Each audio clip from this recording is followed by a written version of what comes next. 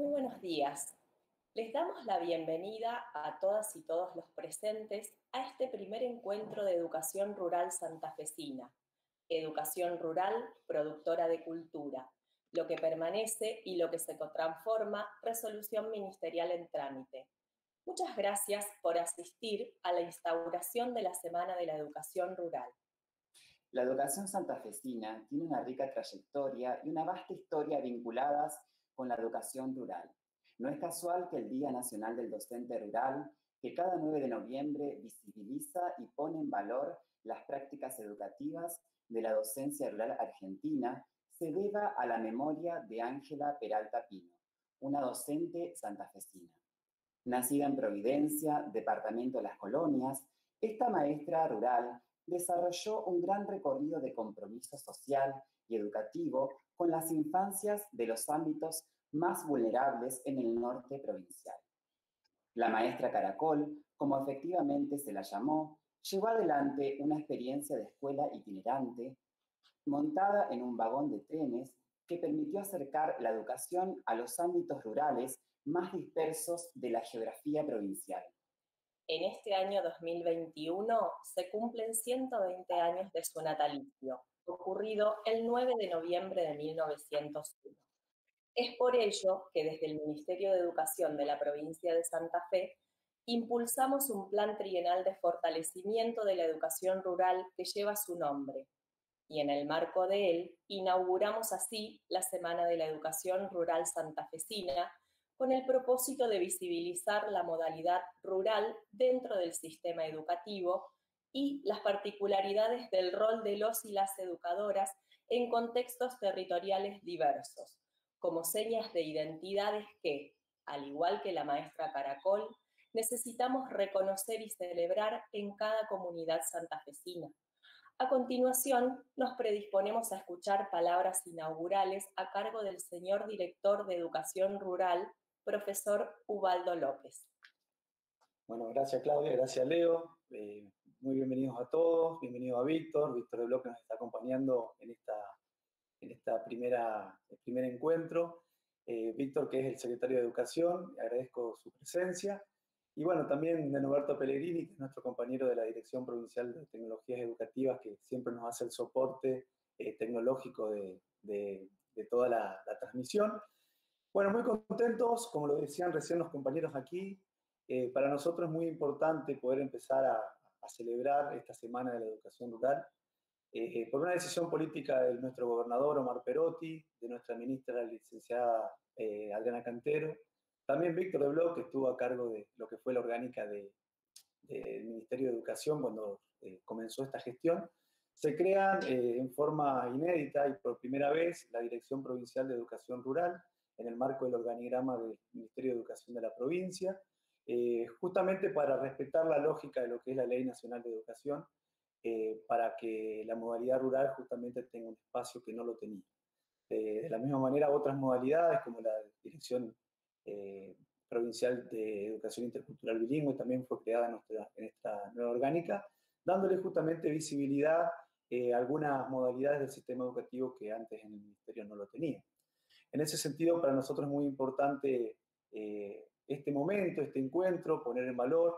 Desde el Ministerio les hemos puesto justamente el nombre de Angelita Peralta Pino a lo que es el plan de fortalecimiento de la educación rural. Es decir, todas las líneas que estamos pensando llevar adelante y todas las que estamos ya ejecutando, como una forma de homenaje a Ángela Peralta Pino, pero también un homenaje, un reconocimiento a toda la docencia rural santafesina y argentina, que la verdad que, como siempre decimos nosotros, la flexibilidad, las experiencias que tienen, la flexibilidad en la organización de los tiempos y los espacios, la gran oportunidad de desplegar distintos formatos escolares, distintos modelos organizacionales que tiene la educación rural. Para nosotros es muy importante el aporte que pueden darle al resto del sistema en la escuela post-pandémica que ya estamos transitando. Creemos que la educación rural tiene mucho para dar al resto de las modalidades y también al resto del sistema, y por eso nosotros queremos empoderar a toda la docencia rural santafesina para que puedan ir contándonos las experiencias e ir construyendo este espacio juntos, porque justamente es un espacio en construcción, la dirección, desde el punto de vista administrativo, desde el punto de vista de los equipos técnicos pedagógicos. Es un espacio en construcción y tenemos un gran desafío por delante, desde el punto de vista legal también, desde el punto de vista administrativo. La legislación que rige en cierta medida la educación rural creemos que también debe ser puesta en discusión y bueno, queremos inaugurar de esta manera un espacio de discusión, un espacio para poder pensar juntos y también la invitación a lo que es el resto de los delegados regionales, de los coordinadores pedagógicos, los cuerpos de supervisores, directivos y también los docentes para ir pensando juntos esta nueva escuela que se viene. Más que nada, bueno, de esta manera hoy tenemos la presencia de Mirta Espinosa y de Alejandra Morzán que nos van a invitar, van a abrir el diálogo, van a empezar a abrir el abanico de temas, el abanico semántico de cuestiones que tienen que ver con pensar lo rural. Y nosotros de esa manera vamos a estar inaugurando lo que es la Semana de la Educación Rural, que va a tener como epicentro el próximo 9 de noviembre, donde se van a desarrollar durante todo el día 3 actos, varios conversatorios que van a tener como protagonistas justamente a docentes rurales, a directivos y también a distintas regionales, porque queremos llegar, queremos desplegar las actividades a lo largo y a lo ancho de la provincia de Santa Fe. Para nosotros, bueno, es importante este momento, queremos reconocer, como dije hoy, en Angelita, a toda la trayectoria de los distintos docentes rurales. Y la verdad que hago un agradecimiento público también, porque nosotros hace unos 10 días atrás enviamos una circular a las 1.300 escuelas rurales de la provincia, invitándolas para que durante la semana que viene puedan empezar a trabajar o se permitan trabajar en algún momento de la jornada escolar algunas temáticas, algunas propuestas que tengan que ver con recuperar las historias locales. Y la verdad que se adelantaron muchos y ya en esta semana nos están llegando experiencias hermosas, hermosas que seguramente la vamos a compartir durante la semana que viene y durante los días que nos quedan del ciclo escolar. Así que agradecer públicamente a supervisores, a directores, a docentes y también a las familias que estuvieron participando. Hay muchas docentes jubiladas que están llevando su testimonio a las nuevas generaciones y para nosotros es muy, pero muy importante que eso suceda. Así que bueno, un gran agradecimiento a todos los que nos estuvieron enviando y a los que todavía quizás no, también los invitamos a poder planificar actividades para poder celebrar y para poder darle visibilidad justamente a las prácticas de la educación rural. Bueno, muchísimas gracias, no quiero quitar más tiempo. Agradezco a todos los presentes, Mirta y también a Alejandra que están aquí ya, prestas ya para ayudarnos a pensar juntos. Así que muchas gracias y seguimos en contacto. Muchas gracias, Ubaldo. También en esta instancia nos dirigirá unas palabras el señor secretario de Educación Provincial, doctor Víctor de Bloch. Buen día a todos y a todas. Es un gusto estar compartiendo este espacio. Ubaldo, el director provincial de Educación Rural, hace un tiempo que viene con la planificación de estas jornadas, de sus encuentros, con vistas a un congreso provincial.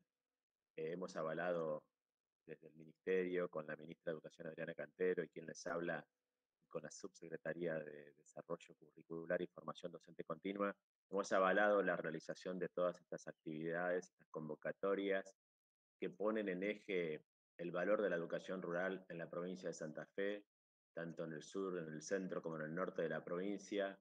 Con Ubaldo venimos trabajando desde el norte hace mucho tiempo, hemos transitado esas rutas que nos conectan con las escuelas urbanas y las escuelas rurales, y la verdad que uno transitando el territorio desde hace mucho tiempo, que son territorios sociales, pero fundamentalmente territorios escolares, se da cuenta cómo vamos habitando el mundo, pero la habitabilidad de ese mundo, el acto de habitar, se hace siempre desde un territorio local, generalmente, desde un territorio local, localizado, situado, donde hay raíces, donde hay historias, donde hay tradiciones, y también hay puntas de transformación de los ámbitos de la ruralidad.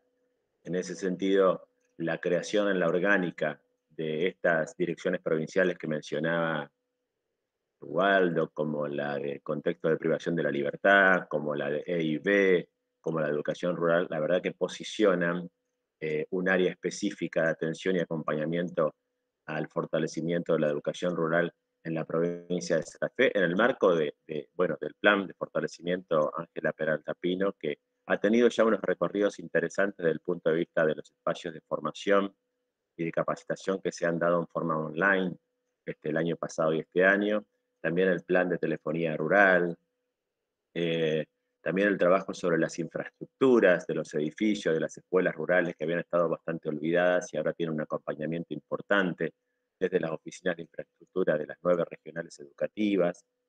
También hay que reconocer el enorme trabajo que las escuelas rurales hacen en torno a una cuestión muy importante como son las distancias, y a veces poder llegar a una escuela significa también la posibilidad de quedarse en la escuela.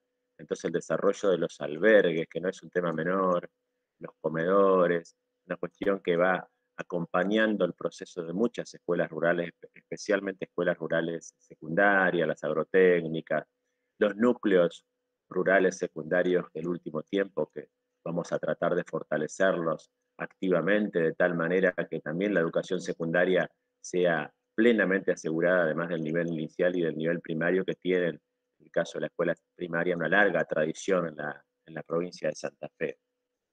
También la mejora de las tecnologías productivas en general y agropecuarias que tienen que ver con la convergencia de objetivos de otros ministerios, pero trabajados integralmente, y en ese sentido celebro el trabajo de este año de los caminos de la ruralidad, ¿sí? Esa estrategia que desarrolla el Ministerio de la Producción y el Ministerio de Infraestructura, que permite que los accesos a las escuelas rurales para las familias, para los docentes, para los asistentes escolares, para los estudiantes, para los propios supervisores, esté garantizado con una mejora en RIPI o otro tipo de mejoras, y lo estamos viendo, estamos trabajando conjuntamente con esos ministerios. La verdad que hay un conjunto de políticas integrales que tienden a fortalecer la educación rural en la provincia de Santa Fe, y creo que también, y esto es una felicitación, y quiero ser explícitamente claro en esto, celebro el lugar que está ocupando Ubaldo en la estructura del ministerio y todo su equipo, porque la verdad que su conocimiento, su dedicación y su compromiso no tiene sábados ni domingos, no tiene feriados, hay un fuerte compromiso. Creo que haberlo propuesto y seleccionado, creo que habla a las claras de que está demostrando un gran trabajo con todo el equipo que tiene, ¿no? Que lo está acompañando, que mando una felicitación y un abrazo grande desde aquí, desde el norte.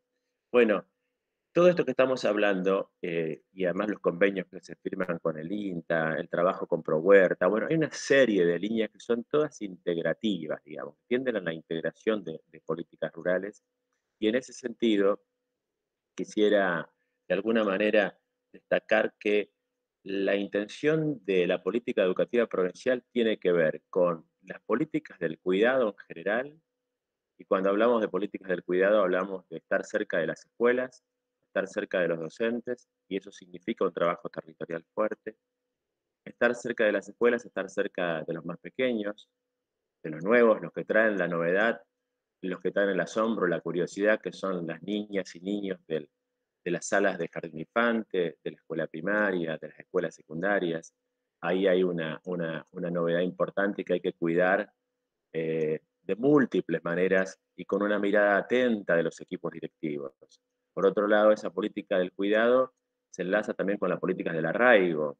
El arraigo no es un asunto menor, es un asunto mayor, y es un asunto al que no se debe renunciar, a pesar de largas políticas que favorecieron las migraciones o el desarraigo. Es necesario seguir trabajando fuertemente con las políticas del arraigo. Es clara la posición del gobernador cuando nos da la información de que el 80% de la población de la provincia de Santa Fe se ubica de la línea geográfica de San Justo hacia abajo. Solamente el 20% de la población de la provincia se encuentra desde San Justo hacia el norte. Entonces tenemos un trabajo fuerte que hacer, que es un trabajo de una política pública fuerte, que se instale a través del tiempo, que atraviese las diferentes gestiones, y en eso creo que no hay que claudicar. Por otro lado, en el marco de la convergencia de políticas de cuidado con políticas del arraigo, mencionaremos las políticas de transformación. Y aquí seguramente esto tiene que ver hoy con las problemáticas que va a plantear Vicky y Alejandra, que ya las veo en pantalla y que me alegra mucho que estén aquí acompañándonos, porque ellas tienen también sus recorridos, hay itinerarios muy valiosos, a nivel de territorios y a nivel académico. Y a nivel de poner el eje en las prácticas educativas, entonces hay algo que tenemos que tener los oídos muy atentos a sus intervenciones en un ratito. Así que entre las políticas del cuidado, del arraigo y de la transformación, de alguna manera se presenta la posibilidad de la educación en los ámbitos rurales. Hay experiencias generalmente estatales en escuelas públicas y algunas también privadas. En estas 1.315 instituciones educativas que ha nombrado Ubaldo, y que la verdad que es un universo importantísimo si pensamos que el sistema educativo provincial tiene 4.500 instituciones educativas de todos los niveles y modalidades del sistema, y que más de 1.300 tengan que ver con la ruralidad, dice que aquí hay un terreno al que hay que ocuparse fuertemente y que la verdad que celebro la ocupación, el compromiso y las líneas que ya se han desarrollado. Para ir cerrando esta primera intervención, cuando leo el título de las ponencias de Alejandra y Vicky, Memorias y Construcción de Futuros, rápidamente me trae a una cuestión dialéctica que siempre uno trabaja, que es el tema de la tradición y de la innovación, ¿no? La tradición es ese concepto, bueno, que está en debate, que está en discusión, pero que retomo algo que Natalia Fatore presentó en una ponencia hace un par de años cuando compartimos el doctorado, y Natalia decía, trabajando algunos autores, decía que la tradición es aquel pasado que aún hoy tiene autoridad, que aún hoy tiene autoridad, así que está autorizado, está legitimado por principios, por valores o por prácticas que efectivamente contribuyen a la justicia educativa.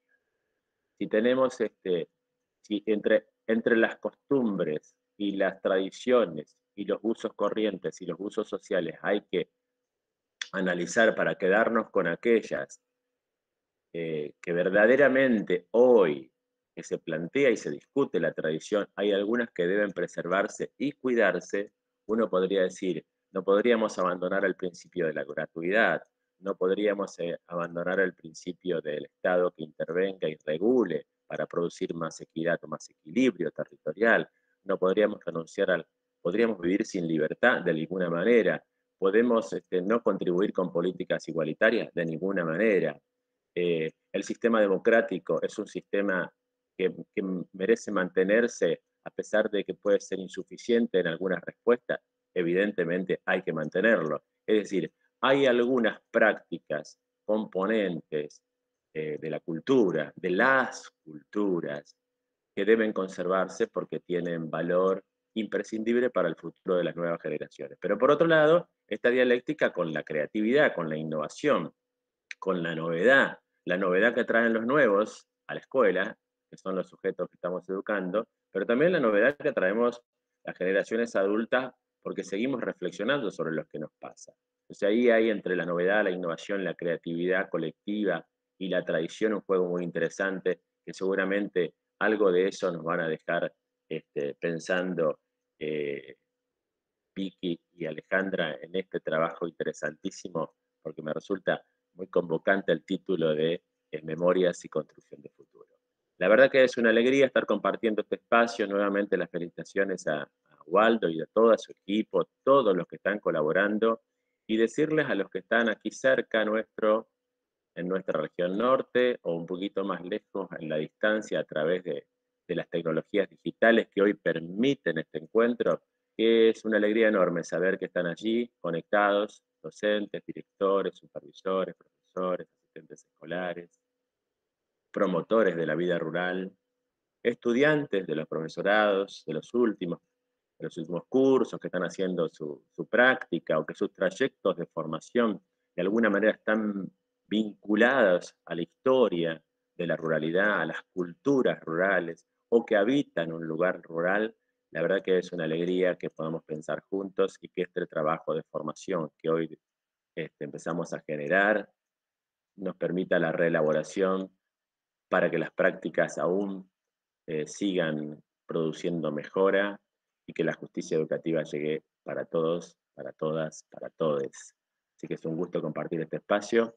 Les dejo la oportunidad de la palabra que escucharemos atentamente y felicitarlos a todos por formar parte de esta iniciativa.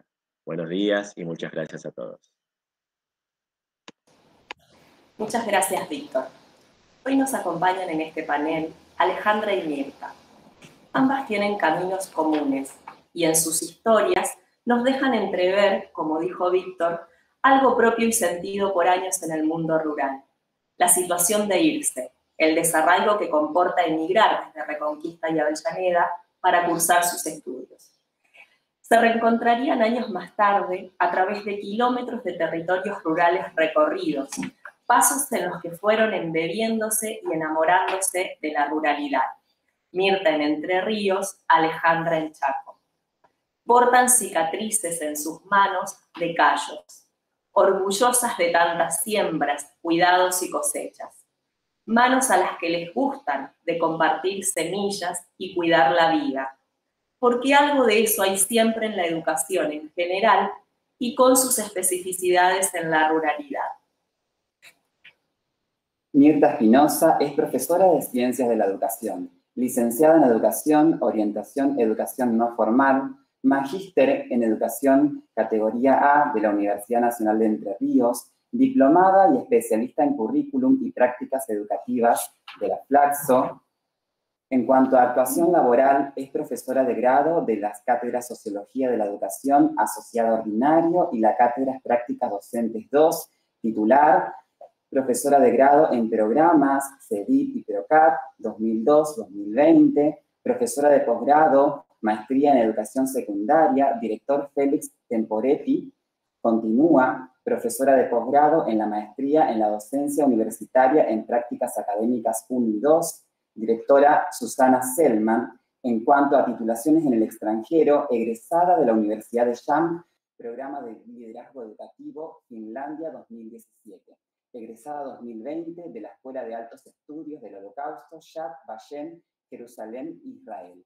En cuanto a publicaciones, Cuadernos de Sociología de la Educación 2002-2014, editorial Universidad Nacional del Litoral, Facultad de Humanidades y Ciencias, Diálogos nutricios entre la sociología educativa y las prácticas docentes, Convivir, vivir con otros, labor de editores, 2 orillas de la práctica docente en proceso de editorialización para publicación. Desempeños en gestión, rectora del Instituto Superior de Diamante, directora de Educación Superior de la provincia de Entre Ríos, secretaria de Investigación de la Facultad de Humanidades, Artes y Ciencias, coordinadora de trayectos de prácticas docentes de la Facultad de Humanidades y Ciencias Sociales. Alejandra, por su parte, es también profesora en Ciencias de la Educación, egresada de la Facultad de Ciencias de la Educación de la Universidad Nacional de Entre Ríos. Durante su actividad como educadora ha cursado numerosos posgrados, diplomaturas, especializaciones y postítulos en temáticas centradas en infancias, juventudes, psicoanálisis y prácticas socioeducativas. Se desempeñó además como asesora pedagógico-educativa tanto en instituciones formales y de educación popular. Fue investigadora en proyectos de investigación educativa. Gran parte de su labor docente la desarrolla en el ISP número 4 Ángel Cárcano, desde 1993 a 2020, casa de estudios donde en 2016 tiene un rol central como cofundadora e integrante de la red de prácticas docentes del norte santafesino, conformada por institutos superiores públicos y privados de la región. Se desempeña además como directora de carreras del Profesorado de Ciencias de la Educación en el periodo 2012-2014. En el nivel universitario se desempeña en cátedras de la Facultad de Humanidades y Ciencias Sociales de la Universidad de Entre Ríos. Ha participado en procesos de cambio curricular jurisdiccional como integrante de equipos técnicos. Desde el año pasado, integra el equipo del Observatorio de Prácticas Docentes en la Subsecretaría de Educación Superior, Ministerio de Educación de Santa Fe, como referente jurisdiccional por zona centro-norte de la provincia. Además, escribe varios libros de autoría individual y colectiva, algunos de ellos son Saberes y Sabores de la Práctica Docente, Textos y Contextos, Librería La Paz, enseñanza y procesos de constitución subjetiva en niños de contextos rurales, una mirada en clave intercultural desde la realidad educativa y sociocultural de la provincia de Chaco, Ministerio de Educación, Cultura, Ciencia y Tecnología de la provincia de Chaco. Ambas profesoras siguen compartiendo reflexiones y construcciones como conferencistas en congresos a nivel regional, provincial y nacional. A continuación, las invitaremos a inaugurar este sábado con la conferencia titulada Educación Rural entre memorias ancestrales y construcción de futuros. Buenos días y bienvenidas, Mirta y Alejandra. Buenos días. En primer lugar, nosotras queremos agradecer a las autoridades la oportunidad, la invitación que nos hacen como primer dato, y en segunda cuestión, esta oportunidad de rendirle también homenaje a esta educadora entrañable que es Ángela Peralta Pino.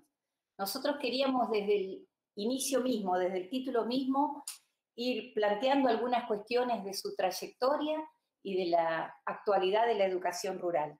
En esa línea vamos a ir desilvanando algunas ideas que nos permitan pensar el desafío de la educación rural hoy. Bueno, a propósito entonces del título que decidimos consignarle a esta presentación, Educación Rural entre Memorias Ancestrales y Construcciones de Futuro, intentaremos desilvanar algunas ideas que nos permitan pensar en torno a este desafío. Estamos esperando compartir un Power que nos va a ayudar a que ustedes puedan seguir estas ideas que con Mirta fuimos trabajando.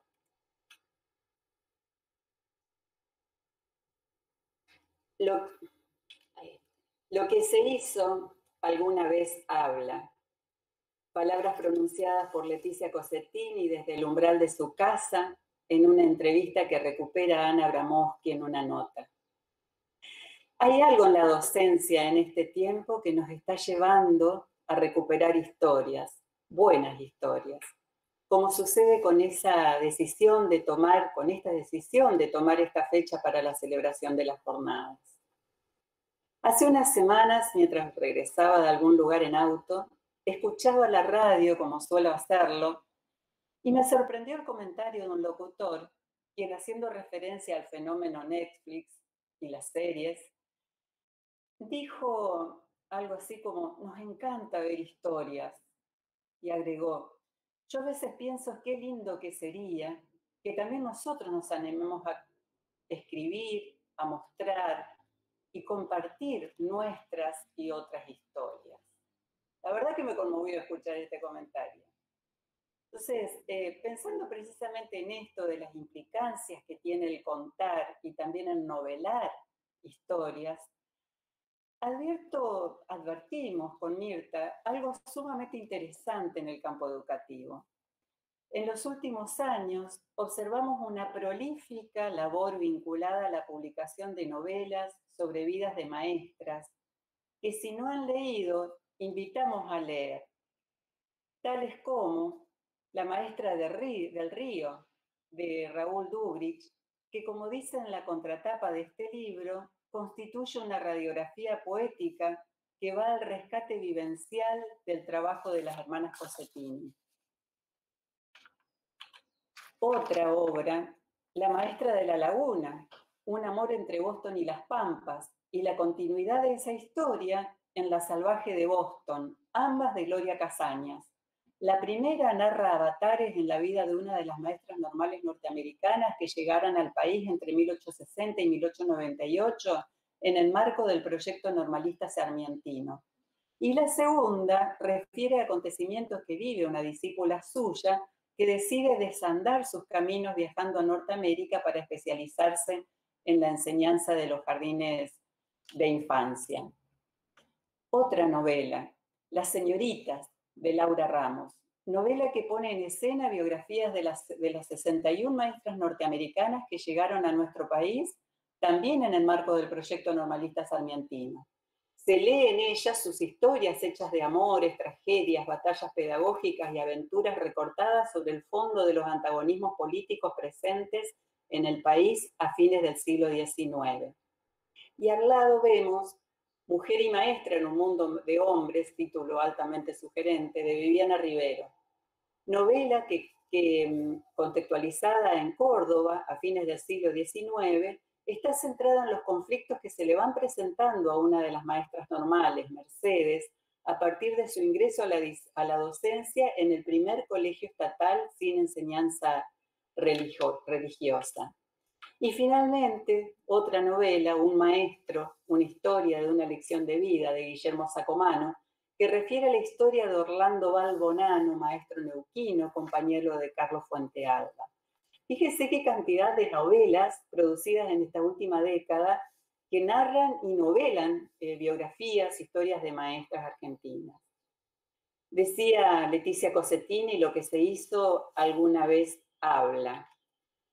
Y también esto se hace presente en documentales que conocemos, de Luis Iglesias en Buenos Aires, de Alfredo Luis Meloni, aquel entrañable maestro rural chaqueño y también coplero, y de Ángela Peralta Pino, nuestra maestra Caracol, en el que, y a las que podemos sumar infinidad de experiencias riquísimas en el campo de la educación rural para recuperar, y que hoy Ubaldo también anticipaba, ¿no es cierto?, que en este momento están trabajando y están enviando y están compartiendo y están escribiendo docentes rurales hoy. Pero también pensamos con Mirta que es interesante hacer referencia no solo a esta necesidad de los relatos en lo educativo, sino de la importancia que tiene volver sobre las propias historias en general, ¿no?, de los distintos sujetos colectivos que habitan el mundo rural.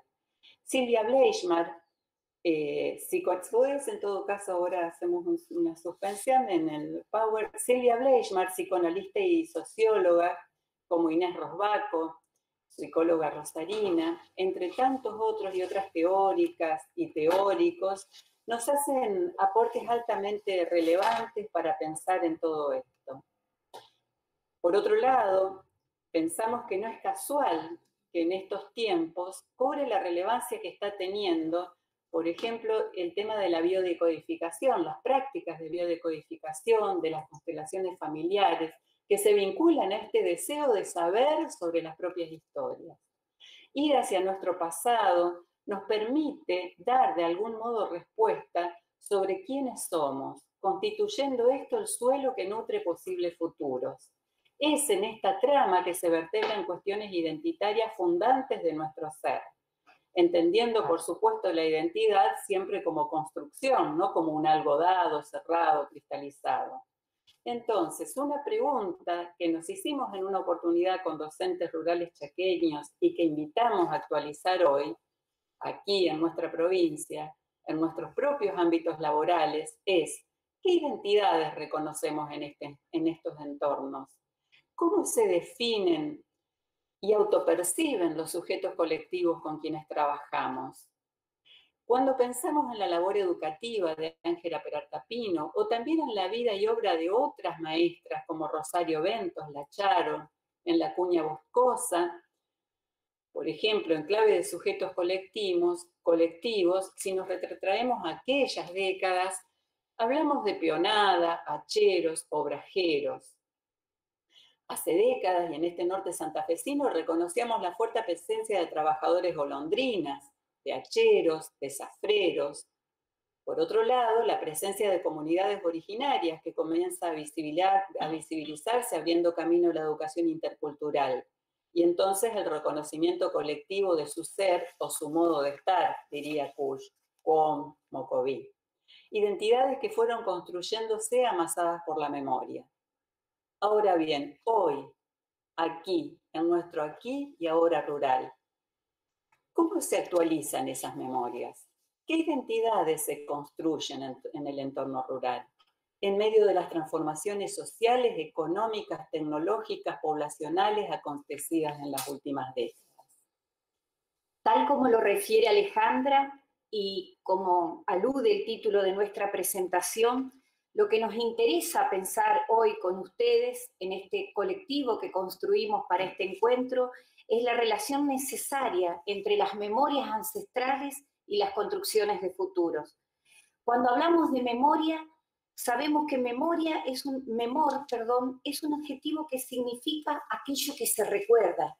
Estamos rememorando hoy la vida y la práctica de una persona con un compromiso entrañable, inestimable. Por otra parte, ancestre es un término que viene del francés y significa literalmente el que ha marchado antes.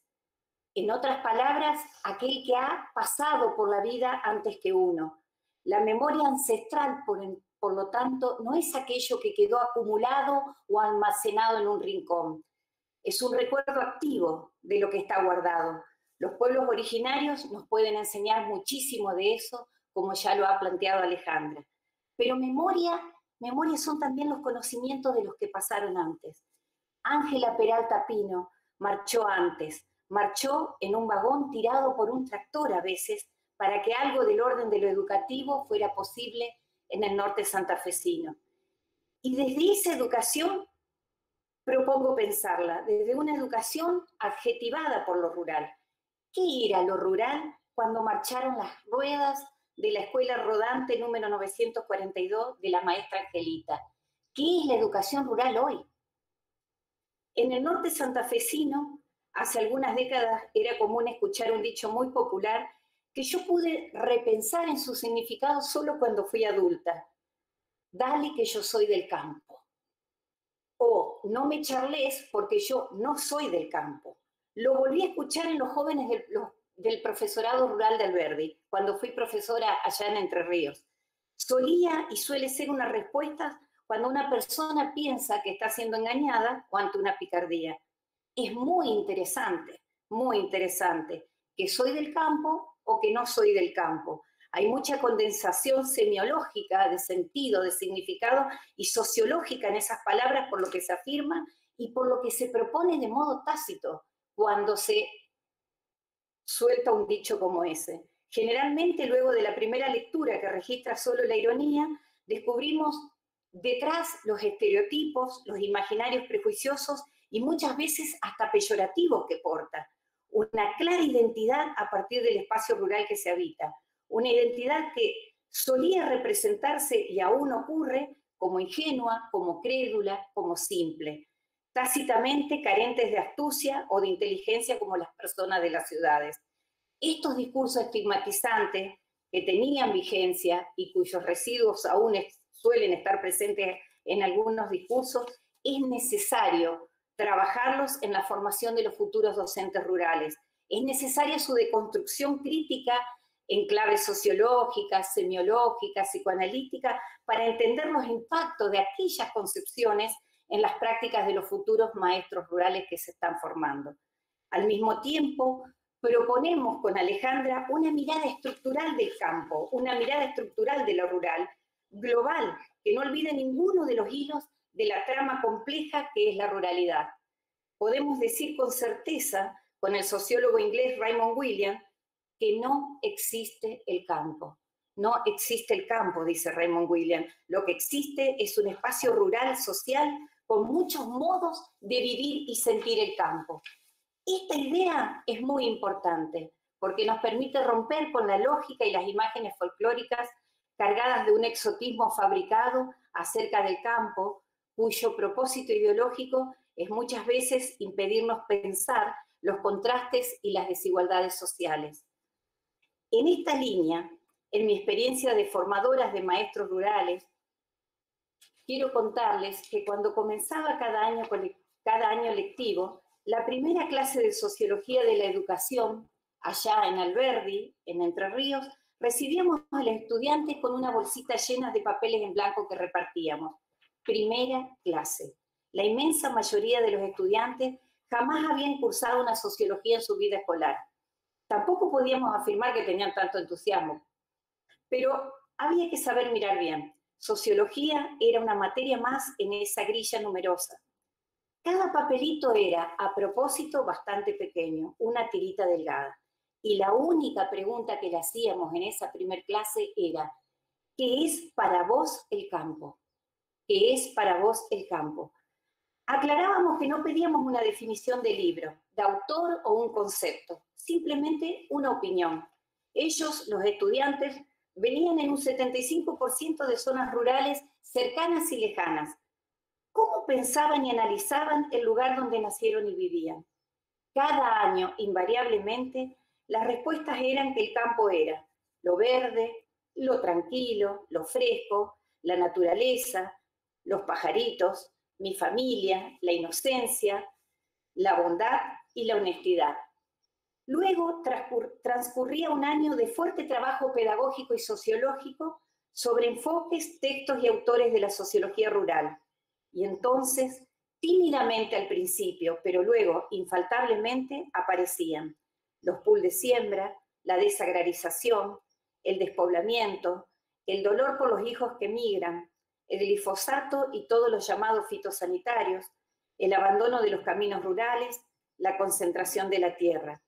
La lista podría seguir, podría continuar largo rato, pero volvamos al aula. Al final de año volvíamos a pedirle a los estudiantes que, reconociendo su letra y alguna seña que habíamos pedido incluir, cada uno tomara su papelito y leyera lo que escribió sobre el campo a principio de año y decidiera si confirmaba o modificaba su opinión escrita. ¿Qué creen ustedes que pasaba entonces? En ese sentido, tomamos un fragmento de un texto titulado Decires, de María Saleme, la maestra tucumana, quien expresa con honda lucidez algunos gestos de invisibilización y deshistorización en torno a la temática en nuestro país. Nos dice María, así de simple es también la historia que no se cuenta de nuestro pueblo y de nuestra organización nacional. Crecimos como alumnos primero, como maestros luego, ignorando, por ejemplo, las secuelas sociales y ecológicas de la forestal, la desaparición de casi todos los nativos, las huelgas de las Patagonias, el despojo de las tierras e hijos de zafreros tucumanos. ¿Por qué nos extrañamos entonces de la creencia generalizada de que la escuela rural y el maestro rural son la quinta esencia de la vida sencilla? Este país fundamentalmente agrario está con violencia desagrarizándose. Los intereses en pugnas, dice, corrompen el frágil equilibrio del agro y el desmantelamiento de las riquezas forestales y minerales, así como la predación de la fauna. Todo esto tiene un corolario, la desertificación, la cual incide fuerte en la gente por la destrucción de su hábitat, el éxodo de los jóvenes y la incertidumbre sobre su futuro. La pobreza, nos dice María Saleme, no es una casualidad. ¿Cuánta actualidad tiene para nosotros esta cita en tiempos de calentamiento global, ¿no? Y el campo, parafraseamos de nuevo a William, no nace con el capitalismo, pero es cierto que desde el siglo XIX hasta la configuración actual, el campo tiene las huellas y la marca del sistema en el que vivimos.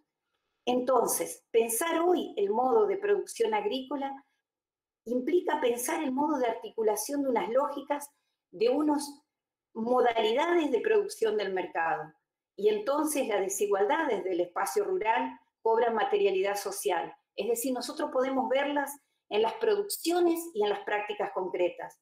Sabemos que no vive y no produce igual un pequeño agricultor que tiene 100 hectáreas que un pool de siembra que es dueño del 70% de las tierras de algún departamento provincial.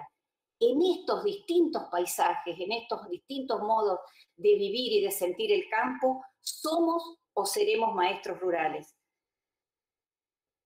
Dice Williams, entre las granjas y las mansiones rurales existe una desproporción que traduce en términos arquitectónicos la desigualdad radical entre campesinos y su explotación por una aristocracia urbana que tiene al campo como escenario de distracción estética, prueba de linaje e ideal de modo de vida. Entonces, y siguiendo ahora al maestro latinoamericano Paulo Freire, en épocas también de conmemoración de su natalicio, tomamos la pedagogía de la pregunta y nos interrogamos, ¿Cuáles son las concepciones, paradigmas, visiones sobre el campo que están vigentes en la actualidad? ¿Cuáles de ellas sostenemos y desde cuáles de ellas educamos en los paisajes rurales? ¿Qué impactos tienen estas concepciones que ponemos en juego en los procesos de enseñanza y aprendizaje? Vivimos en la actualidad en un escenario pedagógico complejo, todavía pandémico y con interrogantes y problemas que están siendo pensados en puro tiempo presente. En las grandes ciudades se debate si las pedagogías de las urgencias, surgida al calor de la pandemia, persistirán. Si los chats de mamis, los grupos de padres de Twitter, los papis de WhatsApp que se formaron o fortalecieron en estos 2 años, son un nuevo sujeto político de la educación o no. ¿Y en el campo? ¿Qué pasó con las múltiples formas de ser y habitar el campo de Santa Fe y la Argentina durante esta pandemia global? ¿Qué nuevas y viejas formas de enseñar se acentuaron o se perdieron? La educación entendida como derecho social no puede desconocer las profundas desigualdades de un campo que en ciertos sectores sociales refleja procesos como la sojización salvaje y su contracara, los despojados de la tierra que apenas superviven o aquellos que acuden desde aldeas o colonias cada día a las ciudades cercanas a trabajar todas las semanas, o aquellos pobladores intermitentes del turismo de estancia o ecorural. El campo argentino muestra en curiosa analogía con lo que alguna vez narrara Williams, la obscena oposición entre mansiones agrícolas de los que participan en el auge productivo y las pequeñas viviendas sociales injertadas en el paisaje rural. Complementando lo dicho, la necesidad pedagógica de pensar críticamente en términos sociohistóricos nos remite también a la exclusión rural encarnada en la cotidianeidad exigida de familias de campesinos, pequeños agricultores y el trabajo infantil rural, problemáticas tan viejas como silenciadas en la agenda social de nuestro país. Reflexionar los procesos socioeconómicos, políticos, productivos y culturales para poder abordarlos en las aulas implica pensar en clave política e histórica el territorio diverso, complejo y plural del campo. El problema seguramente nos va a resultar esquivo si despolitizamos y deshistorizamos el campo. Como son múltiples los modos de vivir y sentir el campo, este posicionamiento nos va a permitir trabajar en procesos de desnaturalización de aquellas imágenes que definimos como folclóricas y como cargadas de exotismo fabricado acerca del campo. Las ideas atávicas y los imaginarios sociales cristalizados deben someterse a reflexión colectiva en el caso de los futuros enseñantes rurales. La reproducción acrítica de saberes que no se problematizan, o bien aquellos que se abstraen de su contexto, obedecen a una compleja configuración que entrama tanto estereotipos sociales como desconocimiento de la historia de la constitución del campo argentino y de los cambios identitarios profundos que se operaron en la dinámica socioproductiva, así como también en el acceso a la tecnología de las zonas rurales. Sumemos a todo esto dicho la biografía de aquellos maestros que recién mencionó Alejandra y que hicieron huella con sus trabajos. Hace unos años propusimos en un trabajo un neoconcepto que a nuestro entender grafica la situación recurrente de planificar las clases con abstracción de sujetos y contextos, la planificción. Planificción es un plan o proyecto didáctico que se aplica, lo que da cuenta como primer dato de sus fundamentos epistémicos positivistas. Se sostiene en una lógica metodológica e instrumental técnica y por ello considera que puede prescindir de las singularidades de contextos y sujetos. No estamos aquí quitándole centralidad a la cuestión del conocimiento. Lo que estamos afirmando es que la propia pretensión de universalidad de algunas currículas revela la ahistoricidad y la abstracción de sujetos pedagógicos que sostienen las que denominamos planificciones. Son ficción porque se piensan en clases y secuencias sin sujetos rurales. No se toma el contexto histórico y no importa si se enseña en una gran ciudad o en el medio rural. ¿Para qué sujeto se planifica?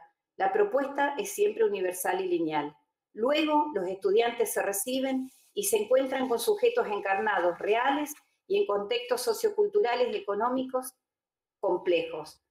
Entonces, disputar pedagógica y didácticamente estas ideas de planificación son la plataforma que nos alienta a proponer a los futuros maestros rurales que más que reproducir respuestas en educación, se animen a construir nuevas preguntas y nuevas propuestas, nuevas construcciones, a dibujar con sus enseñanzas socialmente significativas nuevos y originales futuros.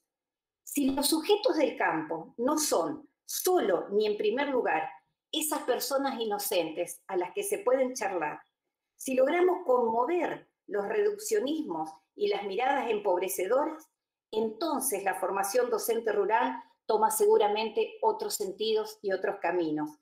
Hay innumerables experiencias que dan cuenta de ellos en Santa Fe y en la Argentina.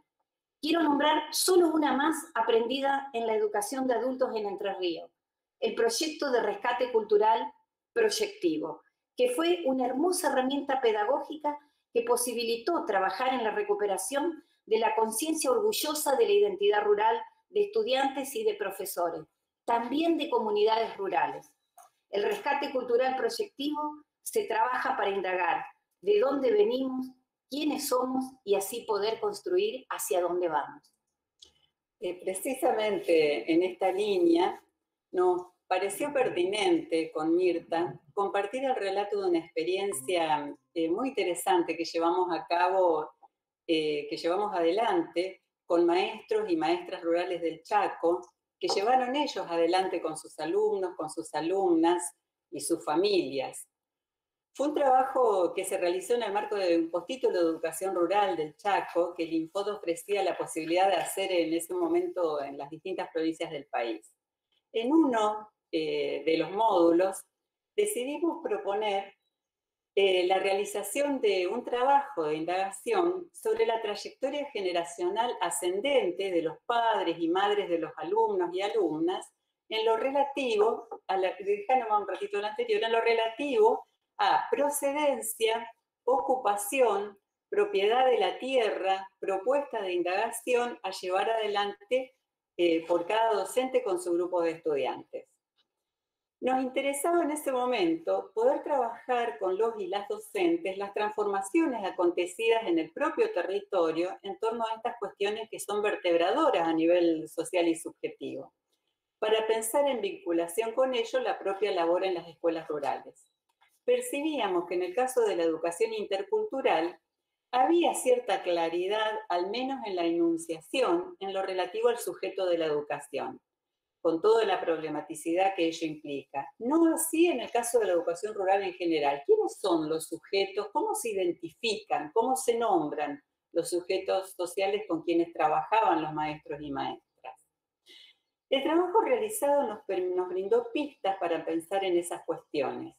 Nos produjo una fuerte conmoción, ahí se puede ver un gráfico, cuando al compartir en los encuentros con los y las docentes que llevaron adelante la experiencia, comenzó a reiterarse de manera significativa las dificultades que se les presentaban para obtener información de la propia ascendencia que vaya más allá de los abuelos.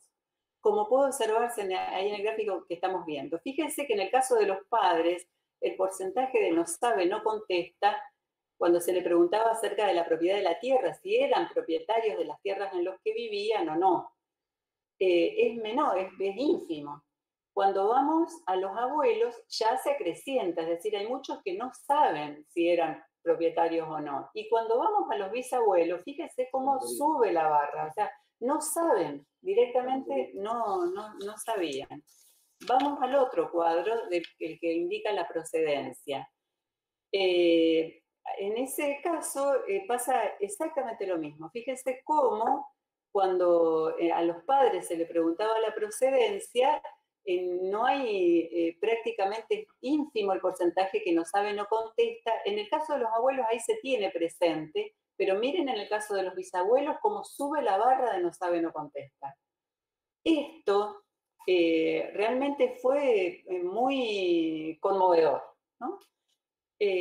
fue muy relevante la movilización que produjo en docentes, niños y familias todo este trabajo de indagación, detenerse a saber más sobre lo propio.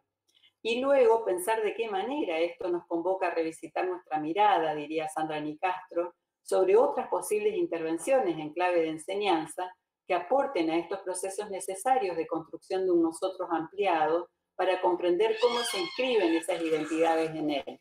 Como decía Mirta recién, para planificar, hacer guiones contextualizados y no para planificcionar. Este trabajo se hizo a través de encuestas, pero en realidad esas encuestas generaron una serie de diálogos con los padres, madres, los alumnos, las alumnas, y algunos docentes también implementaron entrevistas. Otros también fueron aportando datos a partir de lo que iban observando durante el trabajo. La información recogida permitió tomar conciencia de esos distintos modos de vivir el campo, y que decía Mirta hoy también, ¿no? Y las transformaciones históricas que lo atraviesan. Nos encontramos interrogándonos precisamente en torno a eso, ¿no? O sea, cómo estaba presente en eso que se había relevado las desigualdades sociales y las diversidades culturales, en esos sujetos colectivos concretos con los que las docentes estaban trabajando. Así que yo me voy a permitir ahora leerles o que leamos juntos en el Power, algunas manifestaciones de los docentes, porque realmente dan cuenta de la riqueza que tuvo esto y de lo potencial que es, de lo poderoso que es llevar adelante este tipo de trabajos, ¿no? Fíjense, Ángela dice, a partir de esta indagación, surgieron distintas historias contadas por los alumnos, por vecinos que están en contacto permanentemente con la escuela y por los padres que se involucraron en la investigación de sus hijos. Vamos a la siguiente. Silvia dice, el trabajo realizado despertó gran interés en los alumnos, ya que conocieron aspectos muy importantes de su historia personal y familiar, motivándolos a valorar y cuidar los esfuerzos que hicieron. Fíjense lo que aparece, la valoración por los esfuerzos que hicieron sus antepasados para que ellos pudieran hoy disfrutar y seguir trabajando las tierras. Cómo el saber produce valor, ¿no? Y cómo nos lleva a valorar aquello que tenemos. El trabajo también fue muy importante para mí, para la misma maestra, puesto que recién este año comencé a trabajar en esta institución. Esta investigación me acercó a la comunidad y conocer algún aspecto de su realidad familiar, sociofamiliar. Patricia dice, me llamó la atención cómo les interesaron las encuestas realizadas. También me asombró escuchar algunas anécdotas que recordaron de sus abuelos o bisabuelos que son partes de su historia.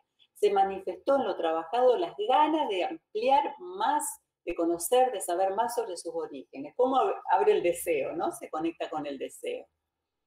Me asombró el interés con el que respondían las preguntas y relataban las historias de vida de su país, como Paraguay, dice Ignacia. Se manifestó el entusiasmo que tenían en seguir investigando sobre sus antepasados y así poder conocer más sobre sus orígenes. Ramona dice, la experiencia fue muy interesante y productiva, ya que los padres sintieron que encontraron un espacio donde contar sus historias. A partir de las encuestas realizadas por los niños, me llamó la atención el entusiasmo para recoger la información solicitada y obtenida por ellos. Me asombró que hay pobladores de edad muy avanzada, que son los bisabuelos de los niños, dice Ángel, ¿no? Les interesó el trabajo, saber sobre sus ancestros. Yo, por ejemplo, dice la misma Marcela, ¿no? No puedo saber el nombre de uno de mis bisabuelos. Según mi mamá, sus abuelos vivían lejos, entonces de ellos no se hablaba. Me asombró que quisieran seguir indagando sobre el propio árbol genealógico, trabajo que quedó pendiente para después del receso. Lo que particularmente me asombra es que la mayoría de las familias no conoce su historia familiar, y me incluyo en esta conclusión. Fíjense, encontrarse en algo común con los estudiantes, qué clave que es. Porque conozco mucho de la historia familiar materna, pero muy poco de la paterna. Como docente digo que deberíamos trabajar con más profundidad la historia familiar, porque hay una frase que siempre recuerdo y me llega mucho. El que no sabe de dónde viene, no sabe a dónde va. Por esto digo que debemos conocer más sobre nuestras raíces, nuestro pasado familiar. Precisamente a partir de esto que dice esta maestra, María Soledad, nosotros recordamos un texto maravilloso que invitamos a leer si no lo han hecho, que es este de Jacques Jasson, titulado Los contrabandistas de la memoria. Dice en este texto Jasson: somos portadores de un nombre, de una historia singular, biográfica, ubicada en la historia de un país, de una región, de una civilización. Somos sus depositarios y sus transmisores. Somos sus pasadores. Déjalo de Jasson que nos quedamos ahí primero, ¿no? Y advertía en este sentido cómo una transmisión lograda ofrece a quien la recibe un espacio de libertad y una base que le permite abandonar el pasado para mejor reencontrarlo, a sabiendas de que lograr una transmisión equivaldría a preparar al niño para afrontar las dificultades de la existencia. Quisiéramos terminar compartir algunos pensamientos que tuvieron la pretensión de ser una invitación a pensar en esto tan importante del lugar de las memorias ancestrales en la construcción de futuros, en un tiempo que parece renegatorio del pasado, a través de discursos apologéticos de innovación, invención, como si fuera para el humano posible la creación ex nihilo, con unos versos que escribí hace un tiempo, precisamente en noviembre, en el mes, como vemos cuando andamos los campos hoy, que los girasoles se visten de amarillo los campos. En ese momento yo escribí: saldré a caminar por los girasoles de la memoria estallada para encontrar en sus semillas dispersas hoy, luego del próximo anterior temporal que en su furia inusual y persistencia nos ha dejado otra vez a la intemperie, alguna gema que nos convoque a un urgente cuidado, a una posible interpretación tan desesperada y necesaria como insuficiente. Allí estaremos, sobre los campos, desolados, otrora amarillos, sin sus rastros al sol, sin sus rostros al sol, andando sobre el surco irremediable de nuestra búsqueda. ¿Recordaremos el horizonte amarillo sobre el verde mar de noviembre? La brisa anterior al malhumorado viento del norte haciendo olas sobre sus crestas abiertas al sol. ¿Recordaremos sus discos dorados? La apacible armonía de la orquesta de vientos, de insectos, de aves, mientras el día amanecía cada vez más temprano y se extendía cada vez más hasta el final del Adviento. Recordaremos el límite y la potencialidad de los sueños y los ciclos en que crecieron y con ellos nuestros abuelos. Recordaremos los campos, las calles, el cielo que vimos y los que imaginamos. ¿Estará en nuestra palabra la memoria y en nuestros nietos los sueños que nos atrevimos a soñar? Nuestros sueños, ¿dónde están? Finalizando entonces este primer momento y a la espera de preguntas que nos ayuden a seguir pensando estas cuestiones, nosotras queremos reconocer a las autoridades de educación de la provincia la importancia estratégica de haber creado y de haber puesto en marcha una dirección de educación rural. Que hayan reconocido las especificidades de la educación rural, sus problemáticas, sus logros históricos, es fundamental para cualquier planteo de políticas públicas en este tema. Cerramos entonces reflexionando que los educadores somos sujetos que aprendemos a galopar mientras cabalgamos. Enseñar es una empresa en la que aprendemos a montar a pelo, nos dice María Saleme. Exactamente eso es lo que uno comprende cuando lee la historia apasionante de Ángela Peralta Pino. Ella no se conformó, ella no se paralizó con los muchos obstáculos que encontró. Ella le puso ruedas a sus sueños y movimientos a sus ideas. Fue a buscar a sus alumnos allí donde estaban. Cuando ellos marcharon, ella marchó con ellos. ¿No habrá allí, acaso, en esa experiencia, enseñanzas potentes que están esperando ser recuperadas en este momento histórico que tantos y tantas tienen dificultades para volver a retomar la presencialidad en las escuelas? Ni estamos solos ni arrancamos de cero. Las huellas, los saberes, los caminos pedagógicos trazados por Ángela y por estas maestras y maestros son una brújula y el sendero para nuevos porvenires. Muchas gracias. Bueno, muchas gracias por esta primera parte, Mirta y Alejandra. En este momento vamos a compartir aquellos comentarios y apreciaciones en el chat que están relacionados con esta primera parte del panel que ustedes generosamente nos han compartido. Por una parte hay muchos saludos para ambas, reconociéndolas como sus docentes. Qué curioso, ¿no? Mi profesora. Bueno, Ale también fue mi profesora y Mirta también. Sí, en una licenciatura virtual. Hace un montón. Entonces, muchos cariños de estas personas y el propio también, porque ustedes fueron una parte importante para nosotros en nuestra formación. Hay también comentarios acerca de María Saleme de Burnichón, una docente, dice, ella pensó en la didáctica y evaluación, una adelantada para la época. También dicen que es importante que la planificación, pensar en la planificación contextualizada, que las escuelas rurales tienen un gran aula proporcionada por el ambiente. Y hay una pregunta en la que coinciden, ¿no? Esto de lo importante de planificar, ¿cómo trabajar para acompañar a los estudiantes a soñar?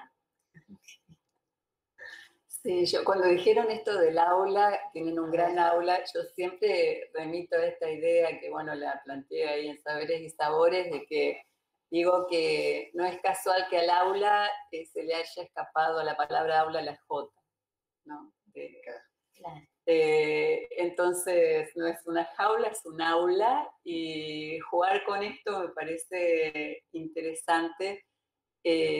Porque de esto se trata, ¿no? De que es un aula y entonces es tenemos en el aula esta posibilidad de generar este otro tiempo y este otro espacio convocante que nos lleva a encontrarnos siempre en algo del orden de lo común. Me parece que esa es la clave. Y cuando hablamos nosotros con Mirta de esto de los sueños y de caminar ideas y otros sueños y de hacerlo, lo estamos pensando siempre en torno a esto de las posibilidades de lo común, de ir construyendo algo con otros. Es decir, si decimos sueños, nos referimos a esto. Y yo estamos seguras, me parece que puedo hablar en plural con Mirta, que en estas narrativas que deben estar haciendo llegar en esta Semana de la Educación Rural a la dirección, debe haber mucho de esto, de caminar sueños, ¿no? Porque el sueño es poder desprenderse de lo que está. Hay algo que yo por lo menos también siempre trabajo, que es no pensar en términos de adaptación. Hay algo que a veces decimos adaptar la educación a la ruralidad, por ejemplo. A mí un poco me enoja esto, y mis alumnos lo saben. Digo, hay que convocar y hay que provocar, no adaptar.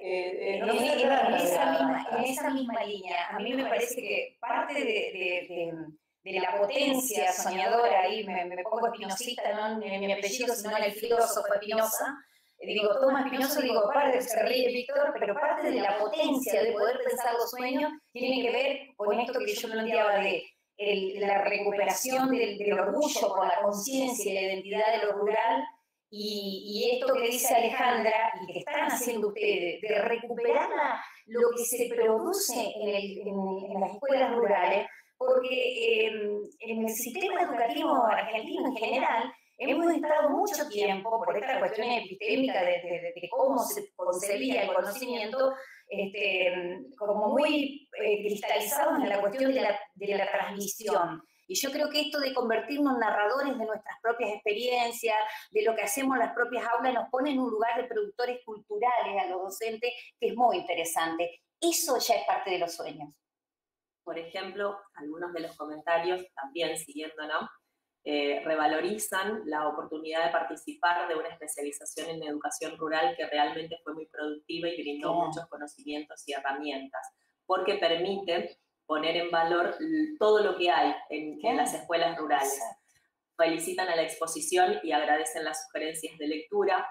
Hay un comentario un testimonio de una docente que dice, muchos estudiantes nos cuentan que son los primeros de su familia en terminar los estudios secundarios. Muy emocionante. Laura Rosati dice, excelente, me trajo lindos recuerdos de mi infancia en el campo y de mi querida escuela rural donde hice la primaria. Ay, mi amor. Qué importante esto de que la escuela pueda estar en un territorio que a veces está caracterizado por la distancia, la imposibilidad de accesos en los caminos, que seguramente es algo que en las distintas intervenciones se van a ir abordando, digo intervenciones pensando en políticas, pero también esto de que haya presencia del Estado en el territorio y permita lo que antes no era común o no formaba parte de la tradición, como dijo Víctor, ¿no? Los primeros egresados y egresadas de nivel primario, de nivel inicial, de nivel secundario. Yo ahí agregaría algo, vos dijiste la escuela estar en territorio. Acá está Víctor y desde la red, una tarea que nos dimos el último tiempo que estuvimos allí trabajando fue esto de pensar que construimos territorio, que no es lo mismo que estar en el territorio. O sea, esto que estamos diciendo de que en la medida en que se recuperan experiencias, nos volvemos narradores y nos volvemos productores de conocimiento y llevamos adelante una tarea junto con otros y otras en la escuela, la manera en que desarrollamos, en que llevamos adelante la labor en las escuelas construye territorio. Y esto es muy relevante, como todas estas políticas educativas a las que Víctor hacía referencia hoy y que Ubaldo también desde la Dirección de Educación Rural, esta decisión de trabajar en estas líneas construye el territorio en la ruralidad y me parece que semánticamente esto es muy fuerte poder decirlo así, ¿no? Sí, hay más agradecimientos también, gracias por todos los aportes. Qué importante retomar las experiencias y conocer la vida de los alumnos, involucrarse para ser parte de manera recíproca. Esto que decía de cómo el conocer lo ancestral y el recuperar lleva a valorar, me hizo presente, lo conversábamos en un momento con Mirta, cuando en una de las jornadas que se hizo entre las Endijas de la Forestal, allá cuando se inauguró esto en Villa Guillermina este año, que estuvo allí Carlos del Frade, no, fue el año pasado a propósito de las huelgas, ahí fue. Y me impactó mucho algo que dijo él, porque como vio que había muchos docentes y muchos niños y niñas en ese momento, entonces empezó con este mensaje, ¿no? Y dice, ¿cómo conocer lo propio? Y en esto incluimos lo ancestral, nos lleva a saber lo que tenemos. Dice, si nosotros estamos en un lugar, en nuestra casa, y no sabemos lo que tenemos, viene alguien, nos pide algo o lo lleva y nos da lo mismo. O sea, que se lleve todo porque no sabemos lo que vale, no sabemos el valor que tiene. Entonces, que lleve. Ahora, cuando nosotros sabemos el valor de lo que tenemos, por empezar lo cuidamos, ¿no? Y lo cuidamos mucho. Y luego, bueno, vemos, a ver, ¿se puede llevar? ¿Lo puede llevar cualquiera? A ver, ¿qué hacemos con eso? Entonces, estaba hablando de la forestal en ese momento, ¿no? Pero lo podemos traducir también a la riqueza enorme que hay en nuestro territorio rural. Entonces, a ver, ¿conocemos la riqueza que tenemos? ¿Qué gestos de cuidado podemos tener con eso? Y cómo esto se va a ir traduciendo en una valoración inmensa. También valoración en el sentido de agradecimiento, como decía una maestra, ¿no? Agradecer porque hoy yo estoy acá porque ellos pudieron, ¿no?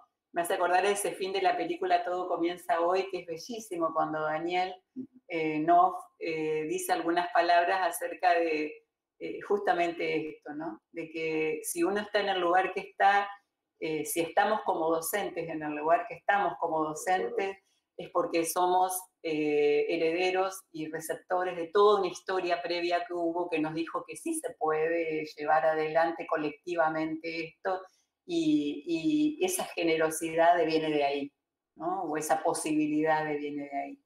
Así que... Entre otros los comentarios, hay alguien que dice, muy interesante, me crié en el campo, viví muchos años y es un orgullo trabajar en una escuela de campo. La cuestión del arraigo, de la identidad, del orgullo por el espacio, el territorio, como ustedes lo comentaban. Es muy importante enseñar a los chicos a buscar sus sueños. Una vez más aparece la palabra sueño, como un indicio de que es importante también incentivar por allí el pensamiento de estudiantes. Comento algunos más y les doy lugar porque seguro van a tener mucho para decir. Muchas veces la escuela rural es lo único que tienen los y las estudiantes y sus familias. Cumple un rol muy importante. María Alejandra Telio dice, excelentes palabras, no adaptar, recuperar saberes, aprender, tener sueños y transmitir esos sueños y enseñar a soñar a los niños y jóvenes de la ruralidad. La manera que llevamos la labor construye el territorio. Usted, seño que defiende a las mujeres, nos traen las alumnas y sus madres. La ruralidad es un gran desafío. Jamás imaginé ser docente rural y además vivir en el campo. Amo mi trabajo y aprendo todos los días. Soy de Villa Guillermina y en eso trabajamos, en rescatar el valor de nuestra historia y transmitir, saber de dónde venimos.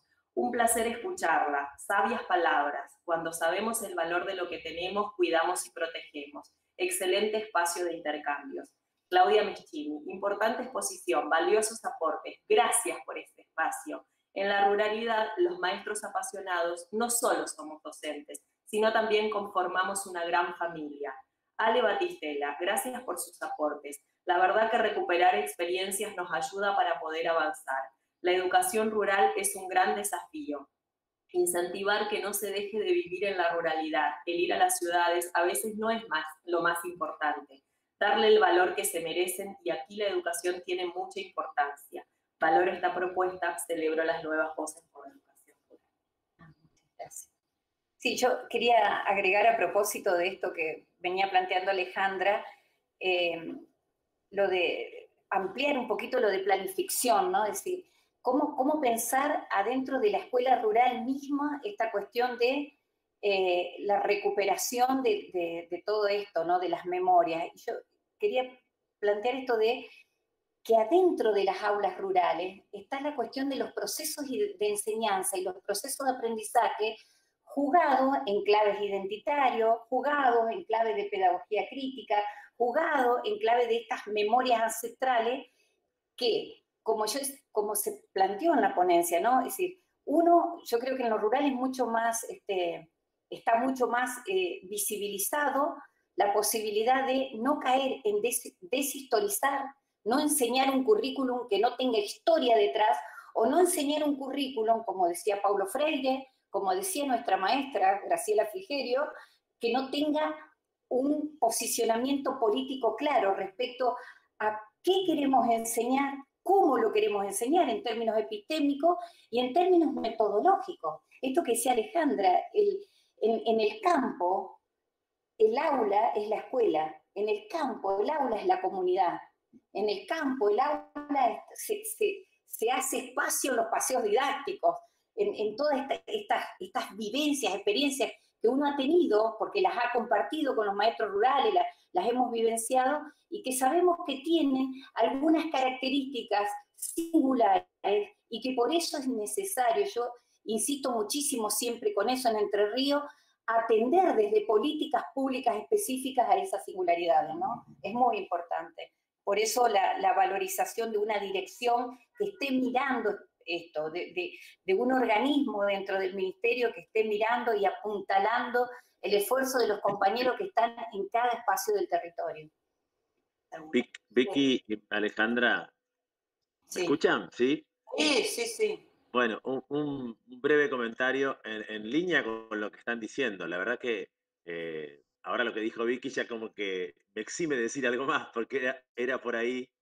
Pero retomando esta idea que hemos trabajado en la red de prácticas docentes de los institutos superiores del norte santafesino, con Alejandra y con muchos colegas de la región, esta idea de que las instituciones en general, y no solamente los institutos superiores, las instituciones en general y particularmente las escuelas rurales, generalmente trabajan con esta cuestión de la demanda, ¿no? De la demanda de, bueno, de lo que plantean por ahí las currículas o las políticas curriculares o las políticas educativas, las demandas de las familias que están en torno a la escuela, las demandas que tienen que ver un poco con la comunidad rural y sus procesos productivos. Y esa es como una suerte de adaptación que puede hacer la escuela con lo que tiene y también con el recorrido de los docentes que están a cargo. A veces hay un director, a veces hay un director y un par de maestros. Sabemos que muchas escuelas rurales trabajan con matrículas pequeñas y también con escaso personal. En algunos recorridas que hicimos y en las conversaciones con directores este año, con la ministra también hablamos de que no puede haber un docente a cargo de todo en una escuela, que tiene que haber un otro, que sea un asistente escolar o un maestro de música, quien fuera, hay una necesidad de que se pueda construir con otro.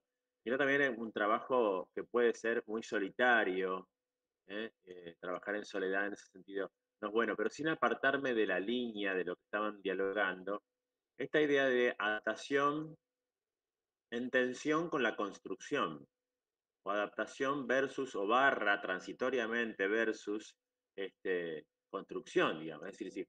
Pero lo que puede hacer la diferencia para un maestro rural o para una maestra rural o un director es la cuestión de este posicionamiento del que hablaba Vic. ¿Por qué estoy aquí en el medio rural? Porque estoy en una escuela que es esto, saber, la posibilidad de recuperar los saberes rurales para decir, bueno, a ver, ¿cómo construimos esta escuela en la ruralidad? ¿Cómo la desarrollamos? ¿Por dónde tenemos que ir? Tiene que haber un par de preguntas y esto no puede ser para un docente apurado que tiene que cumplir un tiempo en una escuela rural, porque la verdad que la podríamos vaciar de historia, de contenido y de futuro.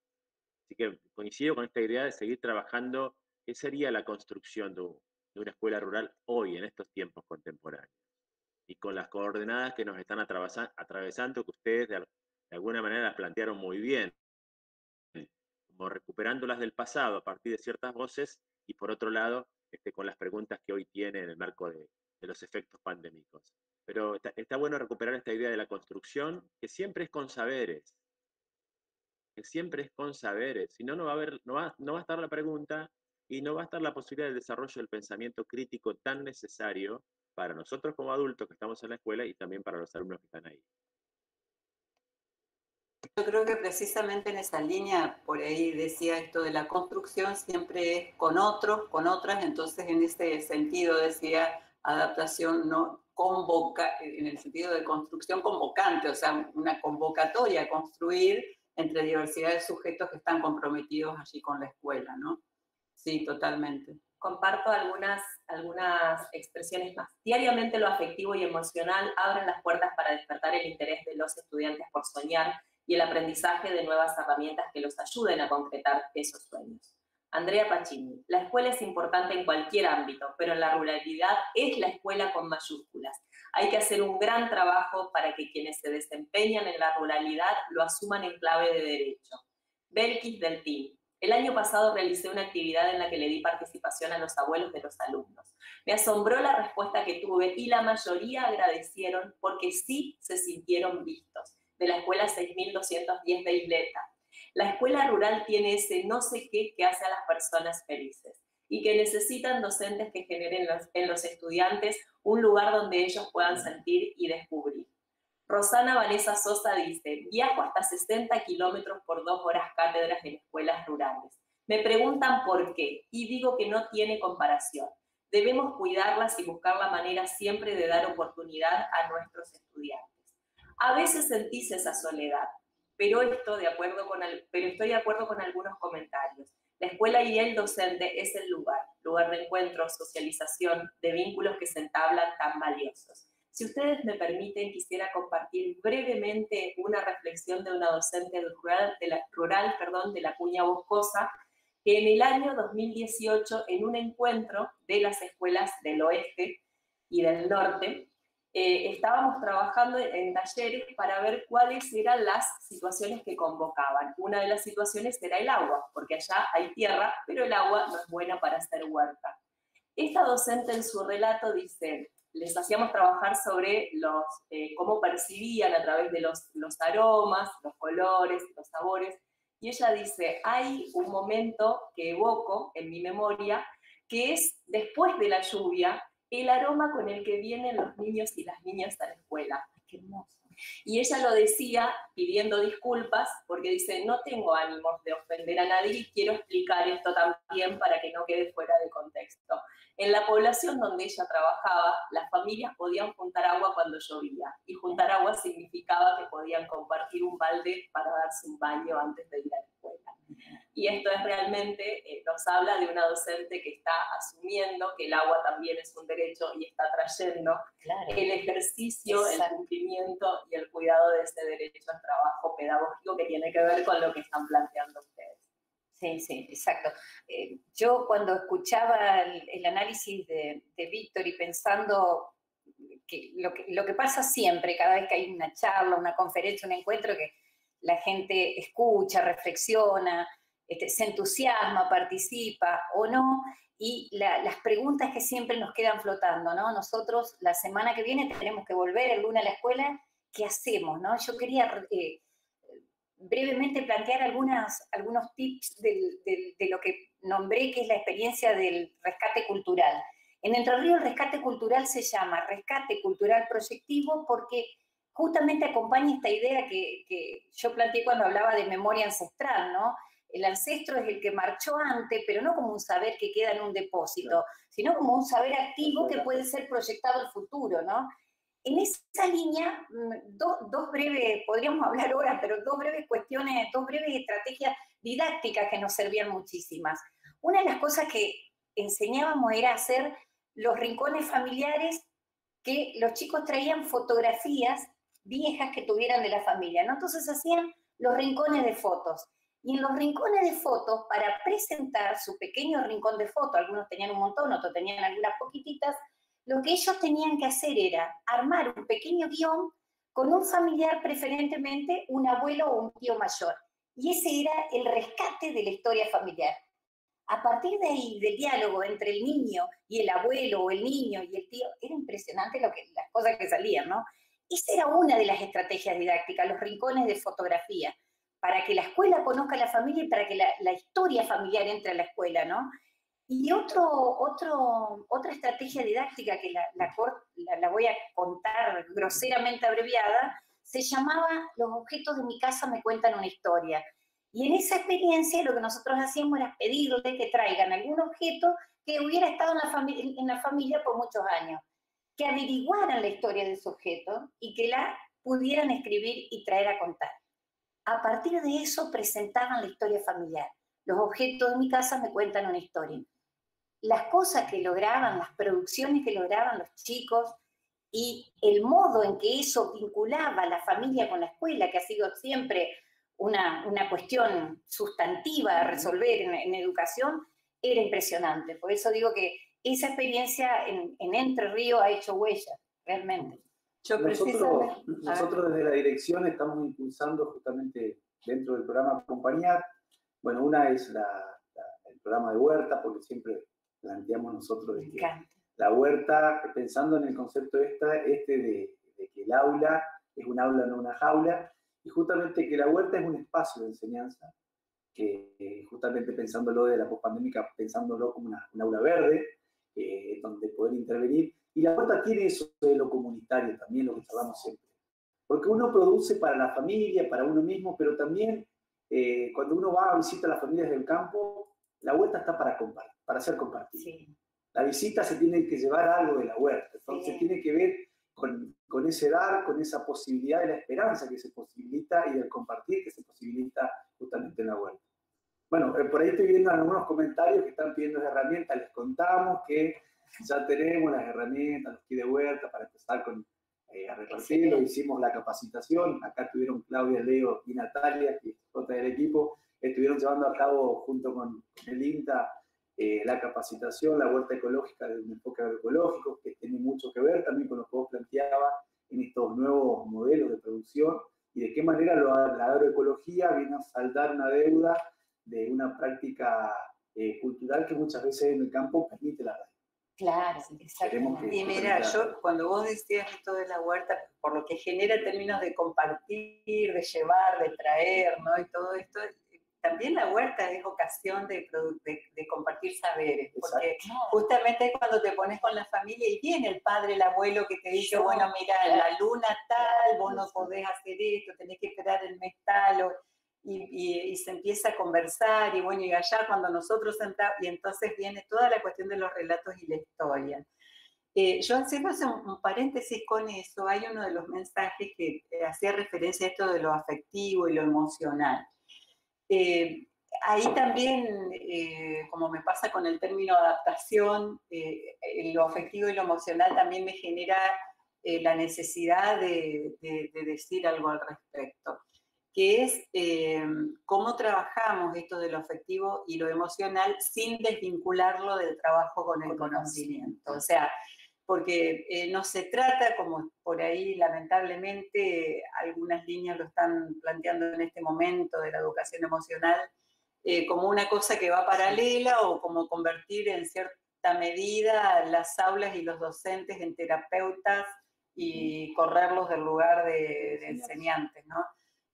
Porque la clave ahí está en cómo justamente a través de la manera en que nos posicionamos al enseñar, estamos ahí haciendo lugar a la afectividad, a la emoción, porque el saber, saber y desear saber es emocionarse, produce emoción y nos afecta. Y conmoción también. Y nos conmociona también. Entonces, creo que por ese lado va la apuesta, ¿no?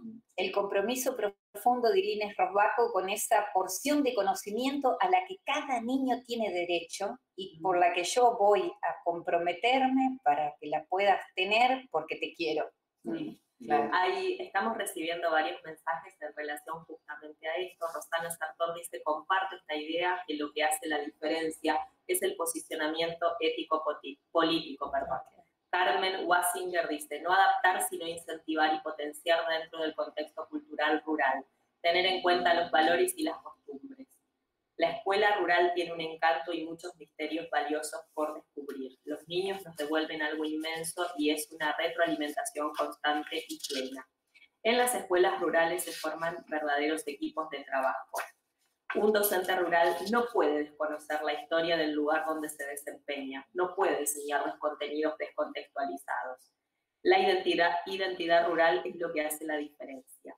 Bueno, y muchísimos mensajes de felicitaciones agradeciendo la oportunidad y todo lo que nos están regalando.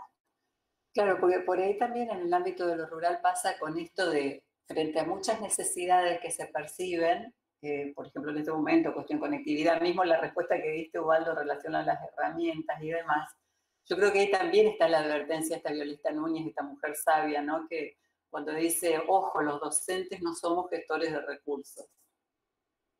Aunque necesitemos recursos, lo nuestro no va porque somos gestores de recursos. Entonces, cómo trabajar esa tensión en el sentido de, sí, garantizar los recursos que necesitamos, pero nuestra labor no está ahí, sino que está en que somos pasadores de cultura, diría ella, ¿no?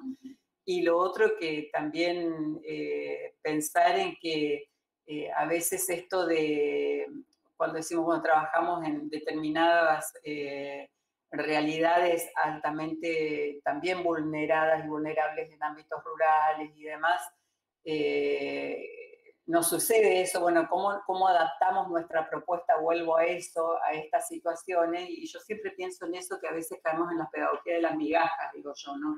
En relación a esa intervención que hubo recién de incentivar, de proponer, digo, ¿cómo evitar caer siempre en esto de una pedagogía de las migajas? O sea, te doy lo que sobra, que también en eso por ahí lo rural está muy atravesado por algunas de estas cosas y cómo estar advertidos, y no es eso, ¿no?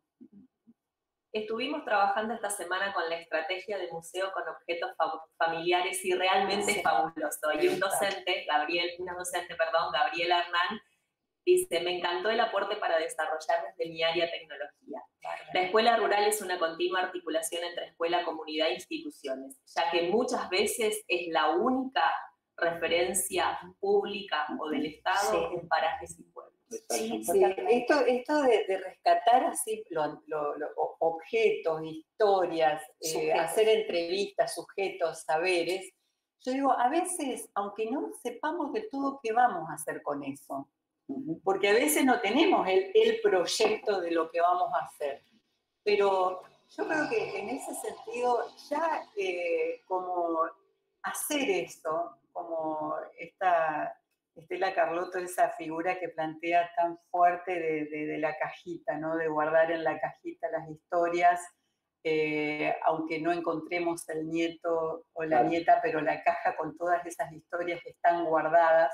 Y yo digo, las escuelas también, o sea, guardar y llevar adelante propuestas que vayan al rescate de lo ancestral, a propósito del nombre que le pusimos, aunque no sepamos qué hacer con eso, pero ya eso va a tener un valor enorme y en algún momento algo vamos a hacer con eso y eso va a tener que ver con nuestros futuros. Porque, claro, pero ahí es porque todas son ideas y esas ideas que son nuestra memoria pedagógica, no melancolía, sino memoria pedagógica, en algún momento les va a llegar su tiempo, ¿viste? Como dice esa frase, no hay idea más potente que aquella a la que le llegó su tiempo. En algún momento esa idea es recuperada y hace de camino o de brújula.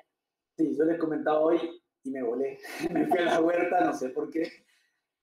Otra de las líneas de acompañar es Voces en el Viento, que está justamente Alicia Barbieri y el equipo, un equipo de Alicia Barbieri recorriendo escuelas interculturales y rurales, recuperando historias. Estuvimos ya en algunas interculturales aquí de Santa Fe, estuvimos en el norte, en algunas escuelas de Villa Ocampo y de Villa Ana. La semana que viene, coincidente con el encuentro de docentes rurales que se reprogramó por lluvia, que era como iniciábamos en el paraje 115, el próximo viernes nos vamos a estar reuniendo con 50 docentes rurales en el paraje 115. Y simultáneamente lo que es Fortín Charrúa, Fortín Chilca y La Cigüeña, las tres escuelas se van a agrupar, porque esa también es otra forma de romper la soledad pedagógica, que es las redes de escuelas. Las redes de escuelas rurales. Así que Alicia va a estar participando la semana que viene, recuperando las historias Pero interesante eso, y digo lo de Alicia por sus novelas, ¿no? Y a propósito de lo que hoy decíamos también de las novelas, o sea, es muy interesante todos los trabajos de documentación, pero también está muy interesante esto de novelar, ¿no? Porque realmente nos conecta con el pensar imaginante y con nuestros propios pensares y sentires de quien escribe y quien está ahí, y creo que esto es muy interesante. La verdad que está... Yo siempre rescato, ya que hablas de novelar, yo siempre rescato un cuento que para mí es muy fuerte, de Liana Hecker, que justamente se llama Los que viven lejos, que cuenta y relata la historia de una docente rural que llega y el debate que está siempre en ciernes, que es el debate por la matrícula, que es una cuestión que nosotros también la tenemos que poner en tensión, en discusión, y por eso cuando planteamos que una de las líneas que vamos a trabajar el año que viene tiene que ver justamente con pensar un nuevo marco legal o poder adecuar los marcos normativos que tienen una mirada puesta en la ruralidad a los tiempos que están corriendo. Y con Olga Sotera también, que es la Coordinadora Nacional de Educación Rural, también estamos en los encuentros federales en todo momento pensando el tema de la matrícula, que no sea un condicionante para el sostenimiento de las escuelas rurales. Muy bueno. Miriam Bani dice, la emoción de tener el derecho y la gran ocasión de una biblioteca en la escuela que me permitía llevar libros de mi escuela rural a mi casa y leer a la luz de la vela. Qué importante. Y también muchos comentarios recuperando el curso de la huerta escolar con enfoque agroecológico, en donde participaron muchas escuelas rurales, pero también escuelas que están haciendo huerta. Recuerdo que en uno de los intercambios una docente compartía, ¿no?, en esto de hablar con la comunidad cómo estaban queriendo recuperar alguna actividad vinculada a la huerta y iban a iniciar el proyecto de compostera, era una escuela urbana. Y una de las madres, una persona que vino a vivir a Argentina desde Colombia, le aportó un dato de cómo hacen en Colombia las composteras y en la escuela iban a probar cómo hacer la compostera en Colombia, ¿no? Que tiene relación con esto. La capacidad inconmensurable de abrir y no saber nunca hasta dónde vas a cerrar cuando pones el diálogo cómo lo hacemos, qué recursos usamos, qué variantes podemos incorporar. Así que bueno, y acá perdón, Ale, iba a decir esto antes de que me olvide. Y la preocupación de muchos docentes por ir encontrando también vínculos que permitan fortalecer el aula en ese espacio de la huerta. O sea, que no sea solo la actividad de hacer la huerta, sino cómo trabajarlo interdisciplinariamente con otros. Claro, tal cual. Y yo hasta pensaba en esto, del aporte que siempre decimos que lo rural hace a las escuelas mismas urbanas, que están teniendo huertas, muchas de ellas, y cómo ahí también viene esto de la recuperación ancestral, porque cuando uno se pone a pensar, uno dice el ámbito urbano, pero vos en el ámbito urbano empezás a hacer esta misma indagación ancestral y terminás en el ámbito rural. Seguro. O sea, la mayoría vinimos del campo. Entonces, en eso está también muy interesante. En el sistema educativo existe la figura del idóneo intercultural, en las escuelas interculturales. Y la verdad que nosotros estamos pensando también en la figura de un idóneo, alguien que ese saber ancestral que la tienen las comunidades y que pueda ser transmitido en las escuelas. Exactamente. Tal cual. Tal cual. Bueno, muchos comentarios, ¿no? Valorando estas experiencias que tanto Mirta como Alejandra compartían acerca de hacer biografías, de recuperar la historia pasada. Perdón, y un segundito, un agregado más. Y con esto de la huerta, ¿no? Me acordé de una experiencia que hicimos en Villa Fontana, que es una aldea chiquita que está como a 20 kilómetros de Paraná. Todo el trabajo de biología, sobre el cuerpo humano, de las ciencias naturales, lo hicimos con lo que fue el reemplazo de un espantapájaros, escuchen esto, de la huerta, porque, claro, hicimos todo un trabajo de recolección de radiografías de distintas partes del cuerpo y se hizo el nuevo espantapájaro con la... O sea, podías estudiar todo. Y tenían una fascinación esos chicos, esos nenes, con todo eso. Y todo lo que hizo sirvió como punto de despegue para nuevos saberes que fueron articulando, ¿no? Parece tonto, hasta casi obvio, pero justamente en lo obvio está la clave, ¿no? Así que fue muy interesante. Yo creo que la huerta es un lugar clave de saberes, incluso con esto de la alimentación, de la buena alimentación, del trabajo con los alimentos, en la cocina de la escuela rural, la hechura de los dulces, cómo pueden participar los padres, la hechura de las comidas. Abre puertas que después son puertas y puertas y puertas, ¿no? Y hay algo también en la huerta que es contracultural, que es, en estos tiempos acelerados y vertiginosos, la huerta nos enseña a esperar. Sí, es maravilloso. Sí, otro tiempo. Sí. Otro tiempo. Sí. Es la contracultura del fast food, de la comida rápida. Sí. Y es la posibilidad de saber de dónde proviene eso que llevamos a nuestra mesa. Sí. Y no solo hacer uso del derecho a ser soberanos, sino también poder asegurarnos la comida. Qué importante. Sí, la mayoría de los comentarios están en esta línea. Están haciendo un movimiento de los fundamentalistas de la huerta, te diría. Claro. Es un acto revolucionario. Por ejemplo, estaba pensando, el viernes nos reunimos con varias de las docentes, algunas que son directoras y de personal único, para organizar el encuentro del martes. Y una de ellas nos compartía, es directora de una escuela periurbana, y dejaron de hacer huerta, pero ahora lo van a volver a hacer a través de la formación de los y las estudiantes de la escuela para que ellos sean multiplicadores en sus comunidades. Claro, en sus propias comunidades. Entonces, tiene una potencia de pensarse desde infinitas puertas. Bien. Y la otra cuestión que estamos pensando para el año que viene, y también a los docentes y directivos de escuelas rurales que por ahí están hoy prendidos. Vamos a empezar con un relevamiento de los laboratorios que hay en las escuelas rurales y para poder hacer una capacitación en el uso de los laboratorios y poner el diálogo también. Lo que sucede en el laboratorio con lo que sucede en la huerta, y ahí la gente de ITA nos está dando una mano importantísima. Y también vamos a poner algo de tecnología y de ciencia también en la huerta. Así que me parece que... Sí, es maravilloso. Yo tuve la experiencia cuando estuve en el Chaco de trabajar, que le llamábamos los META, que eran los maestros de educación tecnológica, técnico-agropecuaria. Y también es maravilloso eso, porque la mayoría de las escuelas rurales y urbanas que lo tienen, lo tenían, no sé ahora, porque hace 10 años de esta experiencia, pero es fabuloso, realmente, sí. Bueno, dos últimos mensajitos, si quieren, perdón, pueden continuar. Un saludo para el profe Ubaldo, de la Escuela 1309 María Teresa, que fue un placer mantener charlas con usted y que valoran tu compromiso, Ubaldo. Y bueno, dice Gaby Solo, dice, buen día, qué maravillosas palabras recuperadas en este encuentro. Desde la Subsecretaría de Nivel Inicial de la provincia de Santa Fe, nos sumamos a la celebración. Y recuperan experiencias de talleres de cocinas como opción para volver a vincular a saberes ancestrales desde distintos espacios.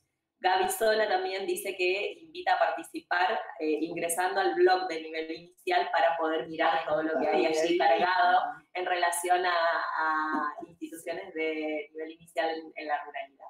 Hermoso. Hay una supervisora también, que lo voy a agradecer aquí, hay una supervisora de nivel inicial que envió, estoy haciendo spoiler, va a enviar una carta, va a enviar una carta a todas las escuelas de su circuito, la verdad que es una carta que la compartimos con el equipo y una carta muy emotiva, que seguramente en un momento lo vamos a publicar también en los blogs de educación rural, que también estamos inaugurando eso, estamos inaugurando un blog de educación rural. No, yo estaba pensando que cuando salió el tema de la cocina es una usina productora de conocimiento y de conexión con lo ancestral, indiscutiblemente. O sea, y también con la ciencia, yo siempre digo. de experimentación. ¿De qué manera se pone en diálogo? Sí. ¿De qué manera muchas veces el saber ancestral tiene una explicación? Sí, se lo puede poner en diálogo. Sí. Inclusive en escuelas donde el director es personal único, pero tiene, por ejemplo, un ayudante de cocina o un personal docente, cómo planifican y elaboran conjuntamente un trabajo para poder incorporar el hábito de consumo de algunos alimentos que no forman parte de la idiosincrasia.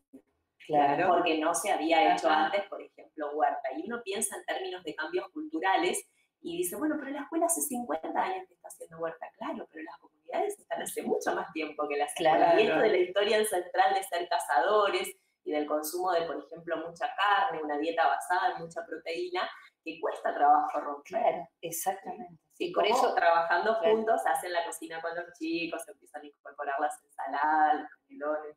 Nos dan de comer mucho cuando vamos a comer. Y muy rico, digamos, muy rico. Digamos todo. Bueno, Bueno, si quieren cerramos este momento y damos paso al segundo para